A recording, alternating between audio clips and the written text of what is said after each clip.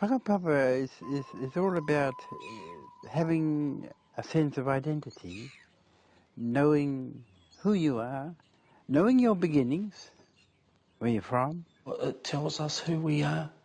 It gives us a sense of belonging. Our identity being strong in who it is that we are, and more importantly, ties us back to those lands in which we stand on our tūranga waiwai. And so, I suppose without even knowing and subconsciously, whakapapa has just become very much part and parcel of our everyday life. Well, to me, whakapapa is my family tree, my genealogy.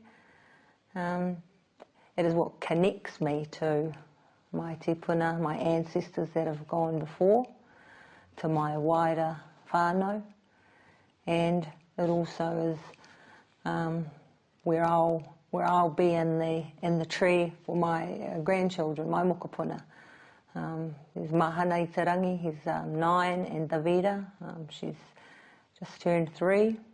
So it's like a tree. I'm part of the seed that was sown, and I have my time to blossom and grow, and then my mokopuna will have their time, and I think that's how I see that family tree and the progression from those who have gone to Naianei and to the future, and those are where my moko will come in, and hopefully many, many more of descendants of our family tree.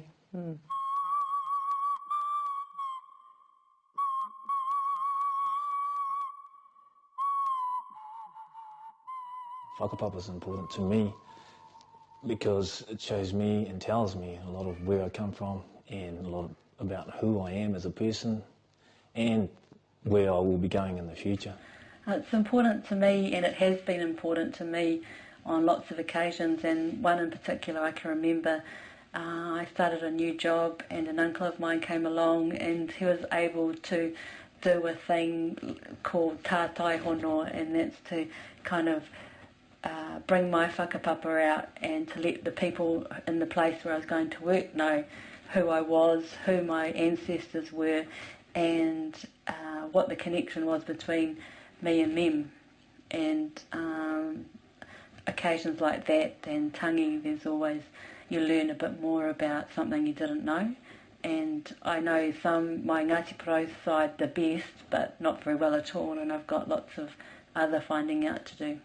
In terms of young people's development, belonging and understanding who you are, I believe they're critical components of the development of any person from any culture, whether they be, tangata whenua of Aotearoa, or whether those people be Scottish or Irish or English. I think those are critical components of anyone's development and growth and education.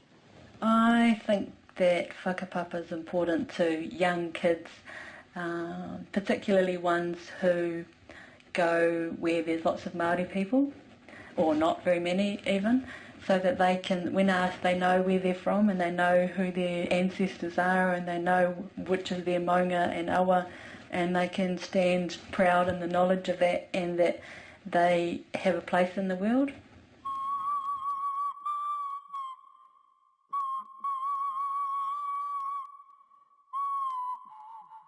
The more exposure you can offer the child to his or her identity,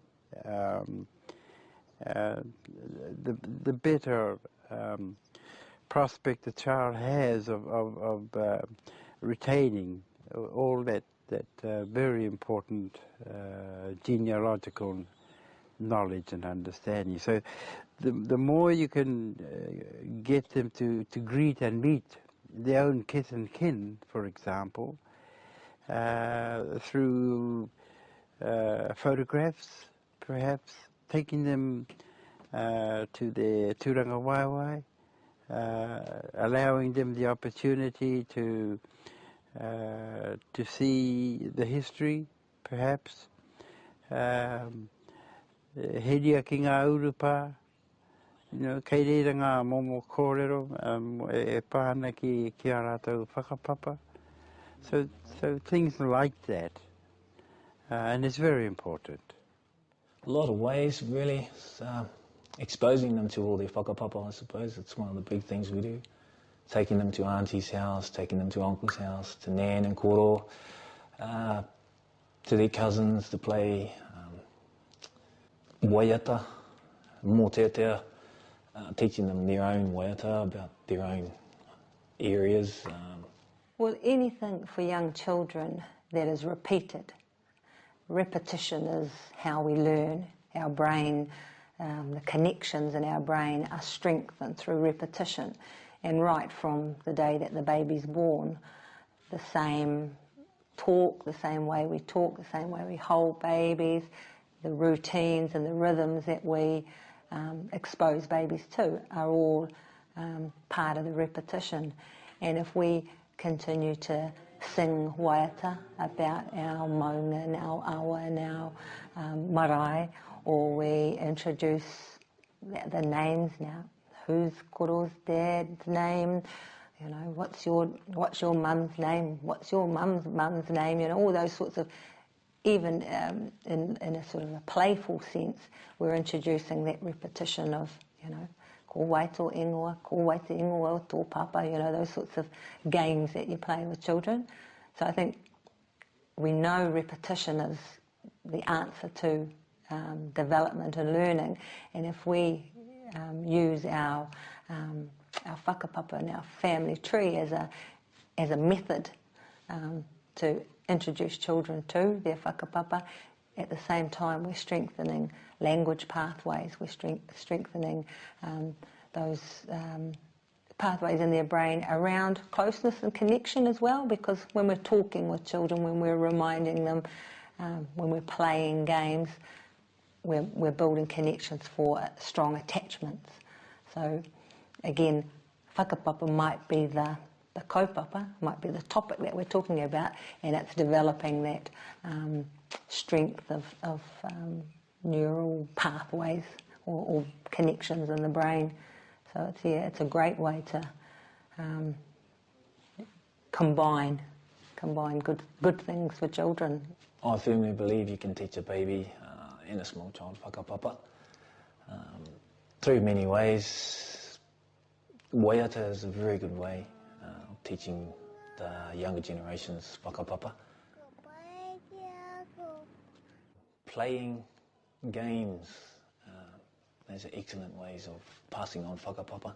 The children don't really realise that they're learning whakapapa. They're just playing a game. But yeah, the little children can retain the whakapapa. In most instances, I think more so than the adults who try and learn whakapapa when they're older.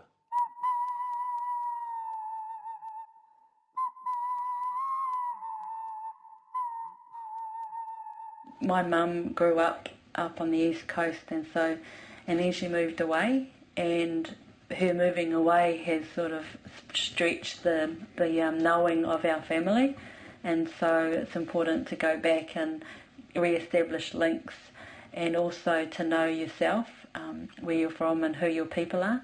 And when I was growing up, we would go back to Hicks Bay quite a lot and meet the whānau, and just go to the beach and go for walks, in the bush, which you can't do that really here. It's quite an occasion, and get told when to jump off the horse and all these kinds of things. It was a real experience, and I'm grateful to still have some kind of connection. And I've been able to take my children up there, and they really were kicking and screaming about it because it's quite a long way from Wellington. But when they got there, they didn't want to leave, so that was good. When thinking of a whakapapa pepeha, one that does come to mind is tangata akona i te kāinga tūnga ki te marae tauana, and that sort of translates to say that a person that is taught certain principles and values at home maintains those things throughout their life. So that's probably one that sort of immediately comes to mind in regard to that.